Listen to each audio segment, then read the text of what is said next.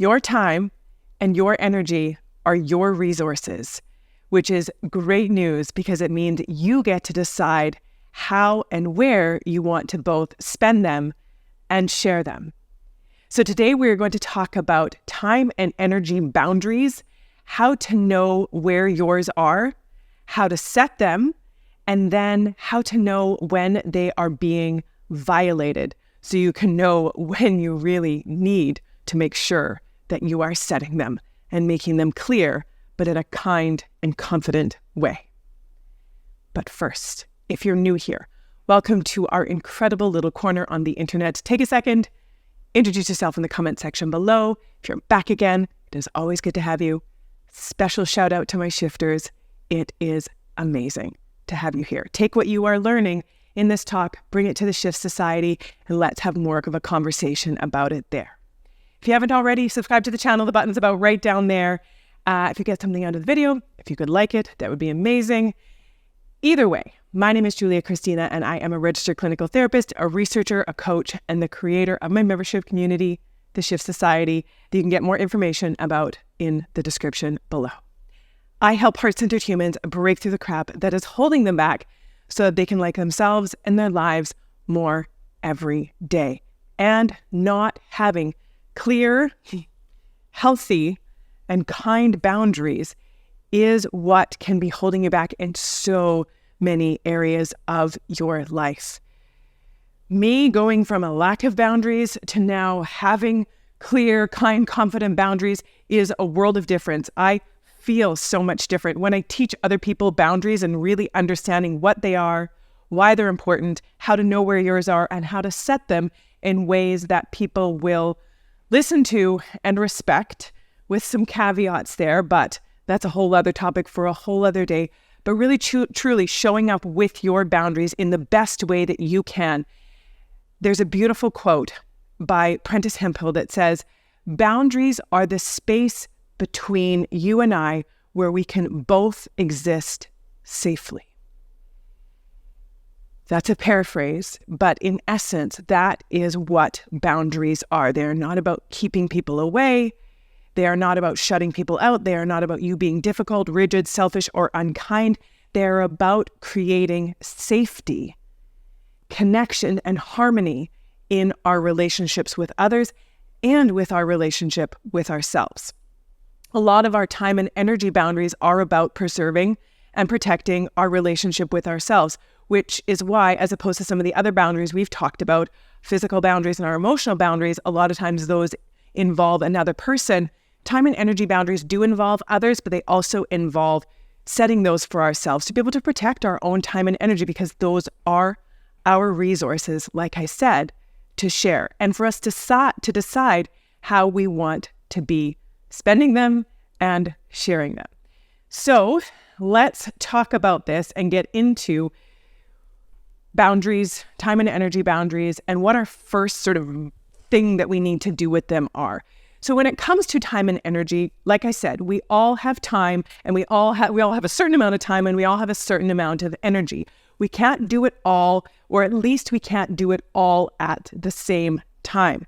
So if you find yourself overrun, overwhelmed, overly exhausted, overly stressed, then chances are you have not been setting your time and energy boundaries adequately. You might not even know that you are allowed to have them, or where you do have them is too far out. And that is a lot of the truth when it comes to boundaries, is that some people say, well, I have no boundaries. Well, everyone has boundaries. But chances are, if you are feeling any of those things like I just mentioned, then your boundaries are too far out. There is a limit where you will stop doing something and eat or rest or switch gears and do something else. There is a point where you will stop and start, where you would be involved and not involved. Those are boundaries, but chances are you're pushing yourself too far so that you are going past your limit, or else you're existing right at your limit. I'm going to talk about what to do with that as well. Our first strategy, though, for being able to protect our time and energy boundaries better is to do this little exercise. And this is your priorities exercise. Here, I want you to think of what your top 5 priorities are. Now, I am being generous by giving you 5. You're going to be like, 5, Julia, I'm only allowed to have 5 priorities? Yes, and I am being very generous because the word priority is actually a singular word. It was never meant to be pluralized. Pre means one. In essence, the word priority means that you're only supposed to have one priority. So I am giving you the space to have 5. Not that you need my permission, but I am giving, for the sake of this exercise, I am inviting you to think of your top 5 priorities. What are they? Are they your kids? Are they your partner? Are they your aging parents? Are they your job? Are they your favorite hobby? Are they your health? Are they your religious or spiritual involvement? What are your top 5 priorities? There's no right or wrong here. It's just about you identifying what the 5 most important things are for you to be where you want to be spending your time and energy. And it's not what you think you should say. That's not going to do anyone any favors. You're like, oh, I think I should say that it's this, when it's really not. Be honest with yourself. What are the 5 most important things to you right now? Next step of this exercise is to be investing. Don't get triggered when I say this, but investing 90% of your time and energy to those top 5 priorities. 90%. You're like, oh my gosh, Julia, how can I do that? This is going to help clarify things. This is going to really help you draw those lines in the sand and keep those boundaries when someone asks you to do something, or you get tempted to go off and try something or commit to something that's outside of those priorities. What's the answer going to be? No, that's not one of my priorities right now. It's going to help you stay focused. It's going to help you stay moving forward without getting distracted and pulled in every direction, which is what is causing your overstress, your overwhelm, your overload, your overstimulation in the first place. So really looking at that.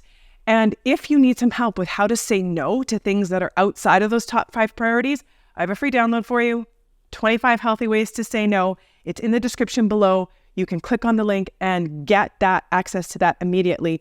25 clear, kind, and healthy ways to say no if that is something that you struggle with.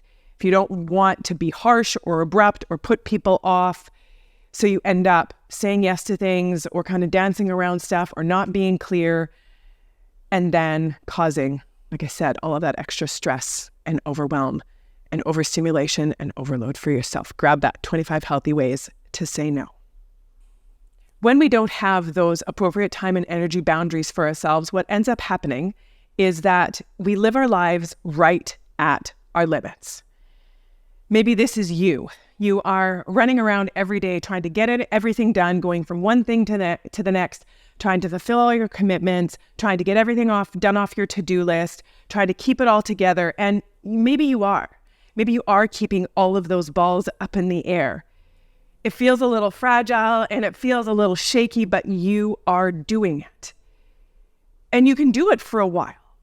But then something happens. Something unexpected, out of the ordinary, what you weren't planning for, comes into the mix and throws everything off. It causes you maybe even to drop all your balls, or at least drop some of them. And because you are existing right at your limit, so here's your limit, here's you're existing right there. If anything that is unexpected or unplanned comes up, it pushes you beyond your limit because there's no space to cope with that thing. There's no room for it because you've been right at that limit. It pushes you right over the limit, which then pushes you into having a flip out, having a freak out, having a meltdown, internally feeling like you are going to combust. It has a negative impact. Something bad happens as a result because we only have a limit. And when we are past that limit, then something falls apart. Probably you. So what do we do instead? We create something that I call the no space. The space where you are just going to unapologetically say no to protect that space. Because here's you, here's your limit, here's the no space. You need to have that space. And you might be tempted to be like, oh my gosh, I have this space, I have to fill it. The answer is no, because what's going to happen is you're still going to be doing what you need to do, but you're going to be doing at a more reasonable pace that is more sustainable, that is more kind of in alignment with how you want to be existing, which is probably not racing around, ending the day, collapsing into bed, feeling exhausted or stressed or not being able to sleep because you're so overwhelmed. That's not how you want to be existing. So protecting and creating this no space is going to be huge for you. So what this means, you have this space. You are existing at this limit, not at your absolute limit, at the limit between the no space. So then if something out of the ordinary, something unexpected, something unplanned shows up, you have the capacity, you have the space to be flexible, to recalibrate, to figure it out, to recover, to recoup, whatever that is, you have that space so you're not going into breakdown or meltdown whenever something isn't going exactly the way that you planned it or wanted it to. You have that space to handle it. So this is the no space. Anything that is requested of you or asked of you or that you are tempted to do that is past this limit and brings you into the no space is a no. If you do not protect this no space, you will have no space. So being very intentional about that is going to save a whole lot of your sanity, a whole lot of your well-being, and just help you to feel better and more relaxed and happy in your everyday life. So it's kind of worth it, right? Something else that often comes up for people when it comes to setting time and energy boundaries is that they often think that it's an all or nothing. So someone asks something from you. They ask you to help them out on the weekend, gardening, moving, watching their kids, whatever it is. And you think that the answer either has to be yes or no. And both of those options don't feel like great options because you're like, I don't really want to say yes because that takes up my whole weekend. I wanted to do these other things, but I don't want to say no because they need my help and I don't want to leave them high and dry. And because you are someone who likes to help people out, who likes to be there for others, you have a tendency to say yes, but then end up kind of feeling bitter and resentful or frustrated or even taken advantage of because that all that time that you had maybe dedicated some of it to something for you is now gone. In any situation, when someone is making a request of you for anything, it doesn't have to be a yes or a no clear cut. It can be a yes with parameters. You are allowed to have limits with what you are available for. And those limits don't have to be either a yes or no. It can be a yes with some conditions, with some stipulations. Being able to say, yes, I can help you do some yard work this week or this weekend, and I'm available on Saturday from 3 o'clock until 6 o'clock. Yes, I can help you with your children after school this week. I am available on Monday and Wednesday. Yes, I can absolutely help you move. I am not able to lift things right now, but I can help organize things, and I can be available for you all morning on Sunday from anytime you need me first thing until 12 o'clock. Do you see how that works? You're allowed to say yes with parameters. You're allowed to say, this is what I can do in this. Yes, this is what I can't do. And I remember for me, when I learned this, it sounds so simple and obvious when I say it, but if you are anything like I was, this is going to be kind of mind-blowing for you. I remember learning, I didn't know this, that I was allowed to have a yes with some parameters. I was allowed to say, yes, I'm available for this, but I need to do it within this time frame, or I need this in order for you to help me make this happen. I can do it at this time. I can't do it at this time.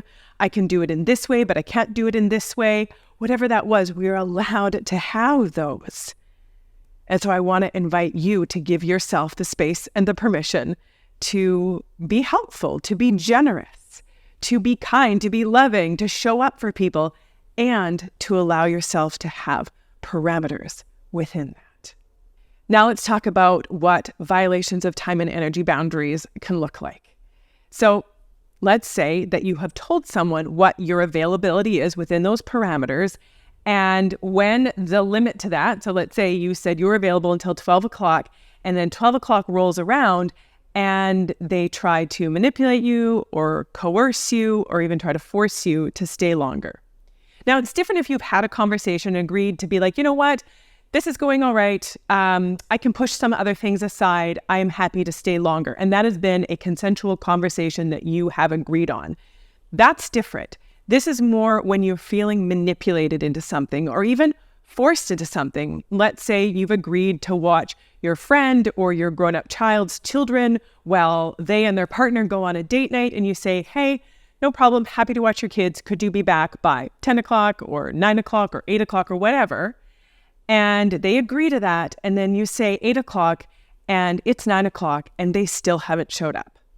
It's not like you can just leave their children there. You're being forced to violate your own boundary. They have violated your boundary. You're being forced into that without your consent. That's a violation.